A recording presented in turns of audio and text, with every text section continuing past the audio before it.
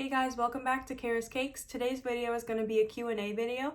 I've been really busy this week with Halloween orders, and I didn't think I needed to post another Halloween video because today is November 1st, and for me, when November 1st comes, I'm kind of over Halloween. So I can't wait to get rid of all of my fall decorations and just clean up and get ready for Christmas decorations. So over on Instagram stories, I asked if anyone had any questions for me to answer, and I got a couple questions, so I'm going to go ahead and answer those, and then I'm going to look on my computer over here. So if you see me looking over, that's what I'm doing. I'm going through all of my YouTube comments and answering some of those questions as well. So over on Instagram, I got a couple questions, and one of them was, do I sell wedding cake testers for weddings? A lot of cake shops and stuff do like cake slices, and I'll insert a picture here, like if I can find. They do like individual cake slices of the different flavors that they make. I don't do that, so I'm just one person and I do have a full-time job, so I don't have time to make full cakes and get them ready. And again, I don't have as many weddings as like a cake shop would. I probably only have like 10 wedding cakes a year, or between 10 and 15 maybe. And some of those people have tried my cakes before, so they don't really need to do testers. If brides do request testers from me, I make like cupcakes instead, so they can pick 2 or 3 flavors of cupcakes, and I'll put those in a box of half a dozen or a dozen, and then they can test them that way rather than me having to go and make all these cakes. So if I had like more weddings that I had to do, I might offer the wedding cake testers, but at this point I don't, just the cupcakes. The next question on Instagram was, are you going to be selling Christmas treat boxes, or are you going to be selling anything for Christmas? I'm not sure yet. I have to just double check with my work schedule, but I probably will be doing something for Christmas as well. I just did Halloween treat boxes, and they had cupcakes, brownies, and shortbread cookies in it, so I might do something similar to that for Christmas as well. I'll insert the picture of my Halloween ones here. That was really fun, and a lot of people ordered those. It is hard to do as one person, like I really have to spread out my time, and I do end up having to take off a couple days from my regular job and use vacation time.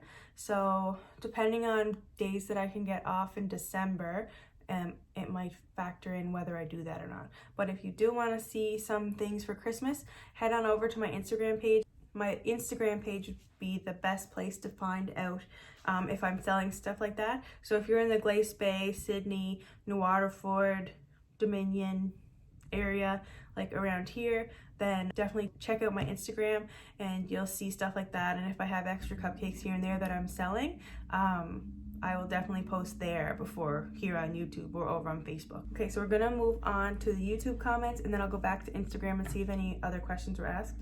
Someone asked, when do you put in the support straw, and how do you get your even layers? So for support straws, I use these plastic kind of slushy straws because I don't do huge cakes. If I did huge cakes, I'd probably do wooden dowels or something like that, but I use like plastic support straws. And I usually use 3 of them if it's like a 2-tier cake in the bottom and 1 in the top. Or if it's just a single layer cake and it's a taller cake, I'll do 1 straw down the middle. I put that straw in once I stack up the 3 layers with the buttercream in between, and I do the crumb coat. I will put the straw down then, and then as I continue to decorate the cake, the layers will stay in place. Another question that person asked was, how do you get the cake layers even? I recommend leveling the cakes with a cake leveler or a bread knife. I use a bread knife. I find the cake leveler doesn't always work. The one I have doesn't always work. I had the Wilton one, and it's easier for me to use a cake leveler. If you just take a little bit off at a time, don't chop right into the side of the cake and expect that it's going to be level. If you just kind of get down eye level with the cake and take a little bit off each time, it'll be easier to level. And some cakes bake pretty flat and you don't have to, but if there's a big dome on the cake and you try to stack those domes, obviously the cake is going to be kind of shifty. But if you chop all the tops off and then stack them up that way, you have a better chance of having a even cake. Someone said, should I freeze the cake first then cut it? I don't freeze my cakes whole. I sometimes freeze layers of cakes before I stack them, and I normally thaw them out completely before I stack them. I do see people on YouTube stack them when they're frozen, and that does work for some people. I'm just nervous with buttercream that it's going to have a weird reaction and my cake's going to sweat. So I personally like to thaw the cakes out completely. So like if you had cake layers in your freezer, I would probably take them out the night before or the morning if you're going to decorate it in the evening. Like give it a good couple hours to thaw before you stack them. They asked, will you make cake recipe videos? And I try to put as many recipes as I can in the videos. Some recipes I just don't want to share yet, but I will get to sharing them. I just have to tweak them a little bit here and there. I just don't want to share something that's not perfect. Another person asks, can you freeze decorated fondant cakes? And I don't work with fondant. I know a lot of people save the top tier of their wedding cake and freeze that, and then like a year later they'll cut into it. And I've had some of my customers do that, like freeze the top tier of their buttercream cake, and I suggest them to wrap it in saran wrap, then wrap it in tin foil and put it in the freezer. I don't work with fondant enough to know, but I don't like the way fondant tastes, so I don't think it would be good frozen, but it's definitely worth a shot. Or you could even peel the fondant off and then freeze the cake underneath, whatever you think. Someone commented on my baking vlog number 10. It was like the party planning lemon blueberry cake vlog for my mom's birthday. Someone commented, I hope that you post a cleanup video after the party. I didn't post a cleanup video after the party, and I know that's big here on YouTube, like cleaning videos. I do watch them myself, but some people think that's crazy that you'd watch someone on YouTube clean up. But if you guys would like to see a video of me cleaning afterwards, would comment down below and let me know, and I could definitely post that. I get a lot of comments in my videos on what piping tip that is, and I try to put everything in the description box, but I do forget sometimes.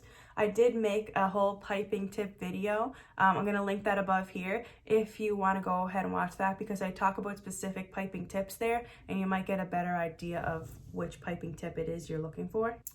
A lot of people commented on my homemade dog cupcakes video, asking if humans can eat it, and of course humans can eat it. It was just made with like peanut butter and bananas and stuff like that, so it doesn't have any sugar in it, like, so it might not taste great for you, but humans definitely could eat it. Someone commented on my triple chocolate cake decorating video. It was the 2-tier 50th birthday cake. Insert that picture here. But someone asked, what inch cake pans did you use? And for most of my 2-tier cakes, it's a like 8 or 9 inch base, and then the top is a 6-inch round on the top. In my top 5 piping tips video, a lot of people ask what type of icing did I use, and I mostly use American buttercream just because it's the easiest to work with when you're decorating cakes. Someone asked in my royal icing video, when you flooded the cookies, you then let them dry again before putting on the details. And yes, if you put the first layer on, you let them dry. You can just wait like an hour or two until it kind of forms a layer. You can wait like a whole day if you wanted before you put the final details on. And I know a lot of people who do royal icing have like a fan to make the cookies dry a little quicker.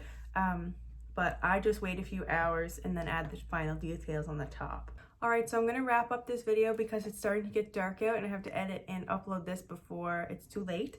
I am going to be making some Christmas videos, so if you have any requests, just comment them down below and I'll check those out. Head on over to my Instagram as well. You'll see more up-to-date things over there. I usually post there a couple times a week.